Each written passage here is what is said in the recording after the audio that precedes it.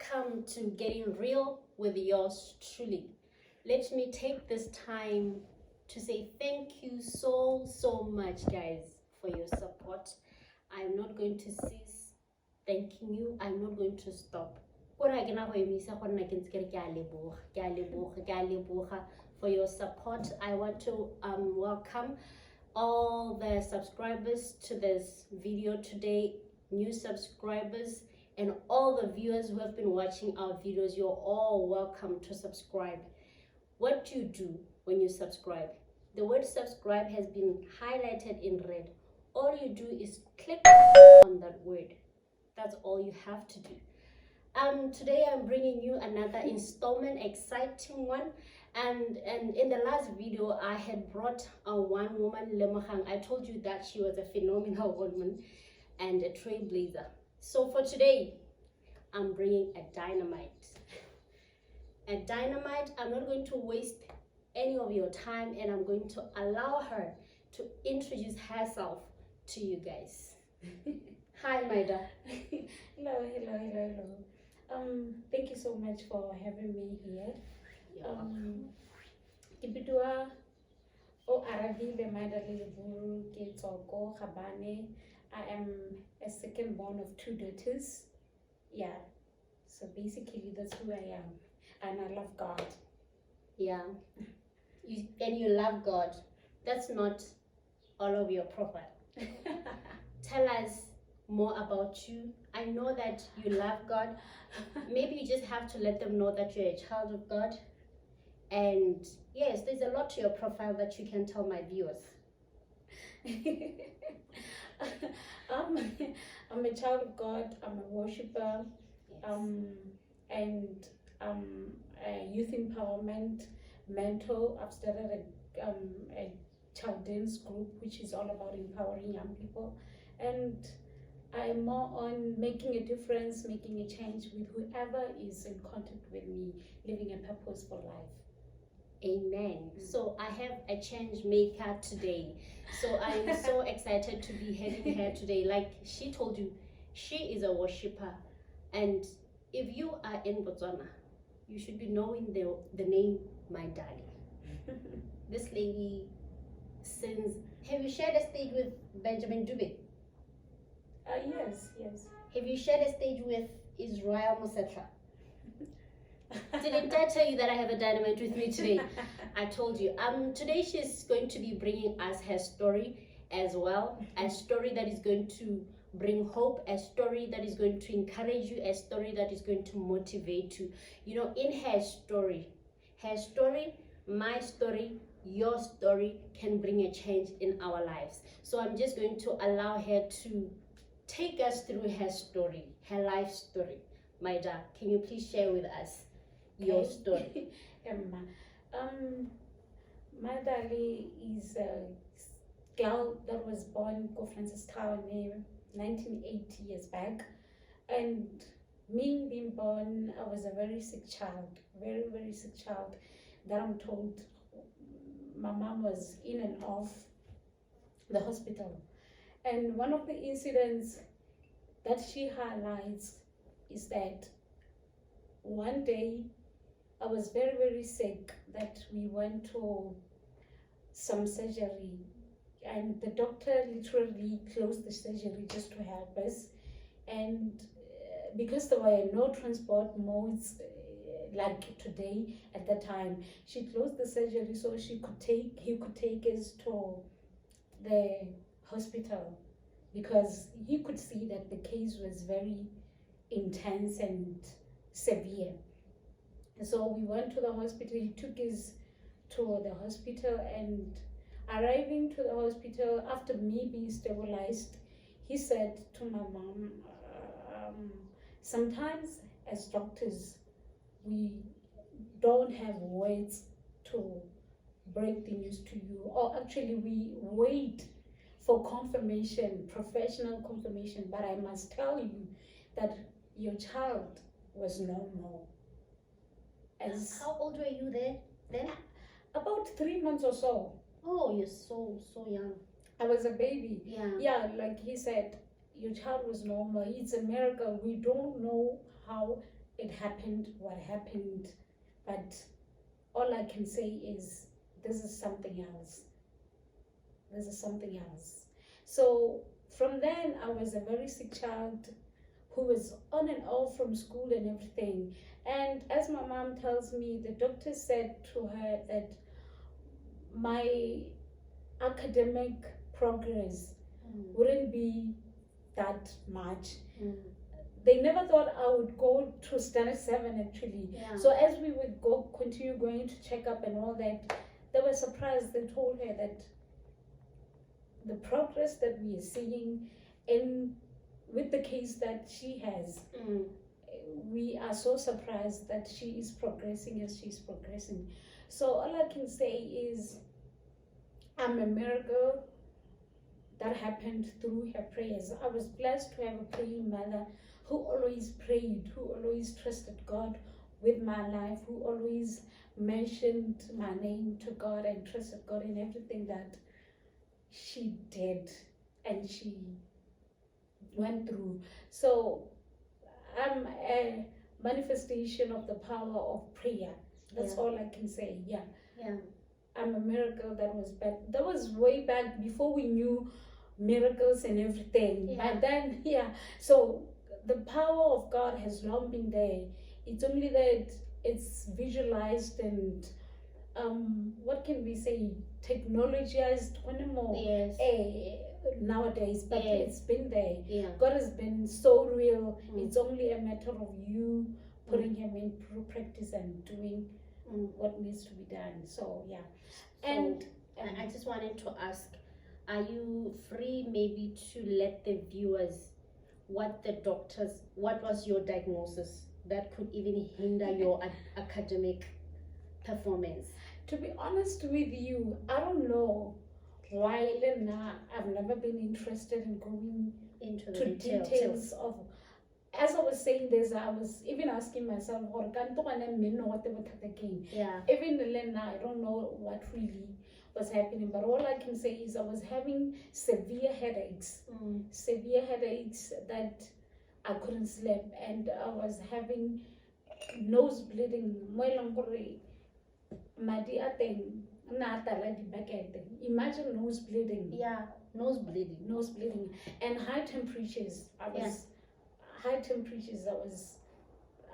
having severe cases of high temperatures, nose bleeding, severe headaches and everything. At some point I was using glasses. And I told myself when I was doing Form 3, Form 4 that I'm done with glasses up to now. No doctor told me that you should stop using glasses, but I just told myself, I'm done with wearing spectacles, and that was it. So I can't say a particular name of my diagnosis because Lena I never asked, but Hela, it was severe headaches, nose bleeding and high temperatures. That was the most of the cases I had that I remember. So what I am picking from your story is that it was the power of your mother's prayers. Definitely. She believed for your healing and it came to pass. Definitely. Definitely. Yeah. Most of that, Lena, I adapted to that. When I was growing up, still with those headaches and everything. Whenever I felt pain, she tells me that whenever I had pain, I would ask her, pray. So it became a lifestyle that I myself even got used to it so much that I would ask her to pray before I could ask her take me to the hospital. At that young age. Yeah. Wow. So you can continue with your story. So me being sick came with some other complications. I believe we didn't notice, we didn't realize up until I was doing Form 3. Form 2, Form 3. As a growing up child, girl child or whatever, I never got to develop like any girl would or any boy child would, like a teenage girl would. I never had my menstruations, and I guess it also affected my heart, my growth, and everything. Yeah. So I never had my menstruations. Yeah.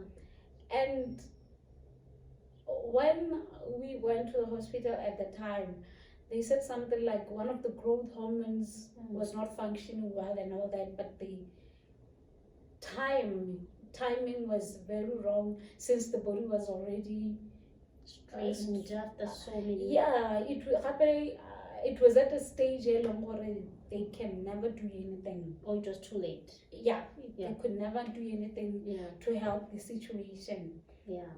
And this leads me to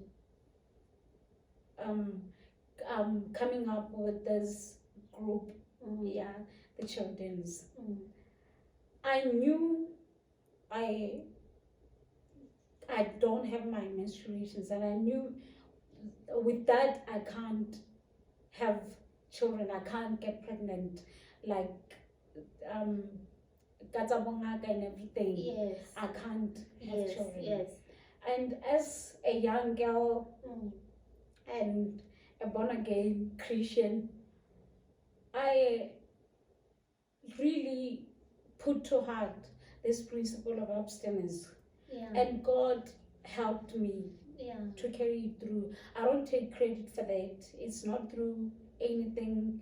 It's not because I'm special, not because I did something special than any other person, but God helped me to carry it on from such a young age, to the fact that after realizing that I can't get pregnant, it never stopped me from continuing with abstinence. Yeah, it never stopped me. Like as now I have a freedom. I can do whatever I can do. Nobody would see, nobody would notice, since I won't get pregnant. Because you can't get pregnant. Yeah. So somebody in your situation would have been able to say, I can sleep with anybody else because anyway I can't fall pregnant at the end of the day. Yeah. So I carried it with me through all these years. And how I started this group, the children's group, as I was turning 40 last year, the Lord told me that I need to share this story. I need to impact somebody else. I need to tell somebody else that it's possible. It's possible to live a sexually pure life. It's possible to abstain from sex before getting married. Because I had thought I would get married and do this program, and testifying and all that, but the Lord told me, it's time, you need to do this. And all I can say is, abstinence is not supposed to be done for approval from your pastor, for approval from, as a worshiper like me, for approval from your praise and worship team, or from anybody else, because I realized that young people don't have any problem with having sex as long as they are not seen, as long as they are not caught, as long as they are not pregnant. And the question that I would like to bring to everybody else and every viewer out there is, if that's the case, whom are you fearing and whom are you honoring? Is it God or the pastor or the people that you don't want them to see you pregnant? You don't want them to see you having sex or anything? Because as far as I'm concerned, as far as I know, there's nothing that is hidden from God. There's nothing that is hidden from God. God saw that before you even thought of doing it. He was there. He was, literally, he was present. He was present. And he is the one who will be seated judging us, including that pastor, including whoever you want to appear good to. God will be there. And he knows everything. So I'm encouraging you, let's do this only for the purpose of worshiping God, for the purpose of honoring God, not for the purpose of trying to look good, trying to be that member who is seen with good principles, but as somebody who God appreciates, who God would appreciate the sacrifice you are giving him to, because he doesn't want blemished sacrifices. So let's just do that. So that's how it started. Yeah, and you also mentioned that you also mentioned that you feel that this issue of sex is something that should be really addressed in the church, because in the church people are having sex, but we can't talk about it in the church. We can't talk about it. We can't talk about it, and they seem, even young people, we feel like we are left out. We feel like one of the reasons in I'm getting old, so and all that, my friends are doing this and all that, and then when it comes to the pastors, they feel they have that fear of addressing it, in the sense of proof. It's an issue it's an issue people but if we don't talk about it, our young sisters and our daughters, they're going to get information, they're going to be informed by the world, they're going to be given an information that is irrelevant to the gospel, because we are not ready to speak what the gospel of God is saying to our children. So it's time for us to speak it with the gospel perspective, with the what is written in the Bible. We need to speak it so that we may give our young sisters, our daughters, our children the relevant information, so that they will be able to stand up for themselves. They know the truth. I said, the Bible can never change. Yes, we are living in changed generation, in the new generations, like they always say, it's the 21st centuries, so we need to loosen up, tighten up. But the gospel doesn't know the 21st century. Exactly. The gospel would never change. It will remain the same. Yeah.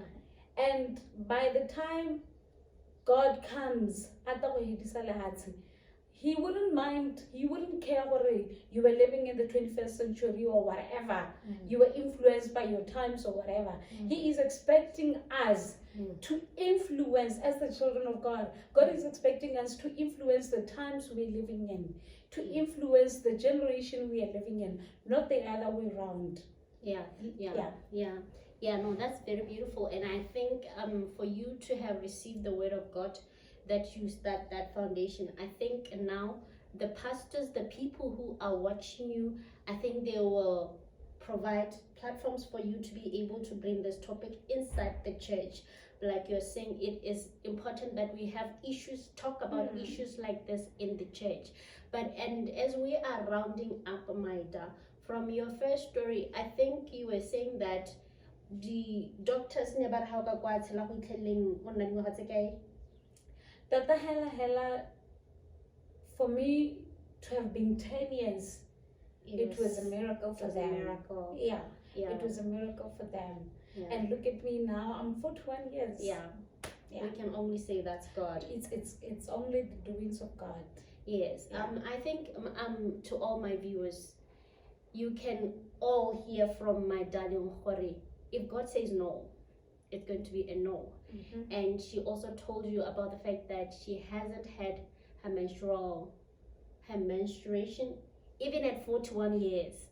and she still believes that she'll find a man who will marry her. Exactly. She said that she kept on saying that scientifically they're saying that I cannot be pregnant. Yeah. And you omitted to mention that, but through God you can be pregnant.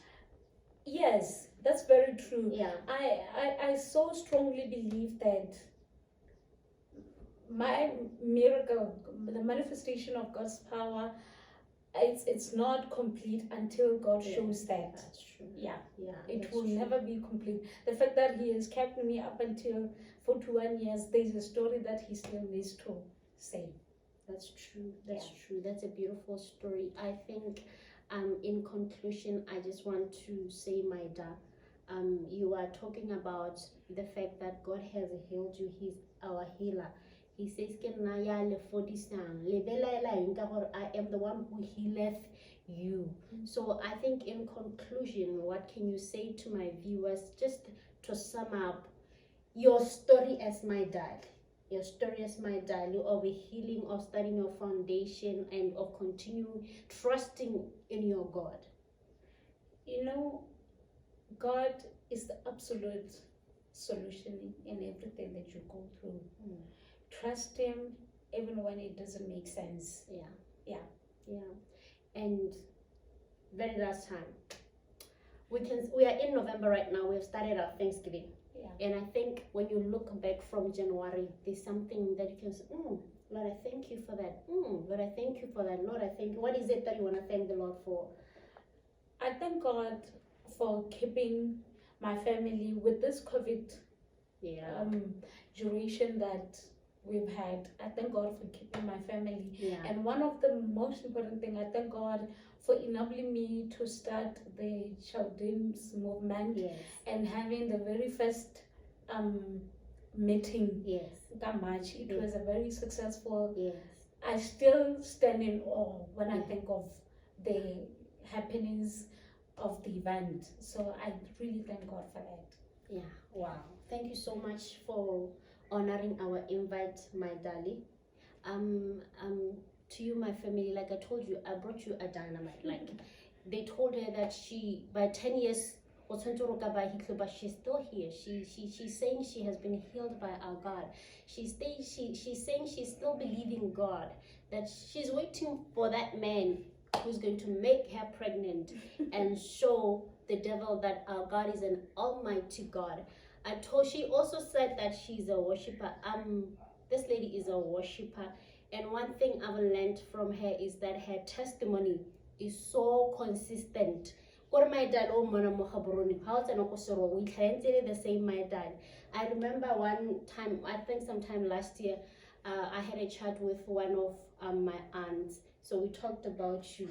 And then she was like, my darling, I laughed out. But for me, what I picked from her was like, your testimony is consistent to somebody who is in Serowe. They know, no, my darling, how we work. So I think that is that is something that was important that I picked for it. We need to be consistent with our lives. We are not supposed to be two-faced. You know, if you are preaching the message of Christ, he's the same yesterday, today, and forever. So I think that what I learned from you today. And to you, my viewers, thank you so much for taking your time to watch this video. Can you please engage me? The comment section is for you. From my dad's story, there's something that you can relate to. Let's engage there. Please like this video, share it, and most importantly, share. So subscribe so that we can grow together. Thank you so much for watching. Thank you.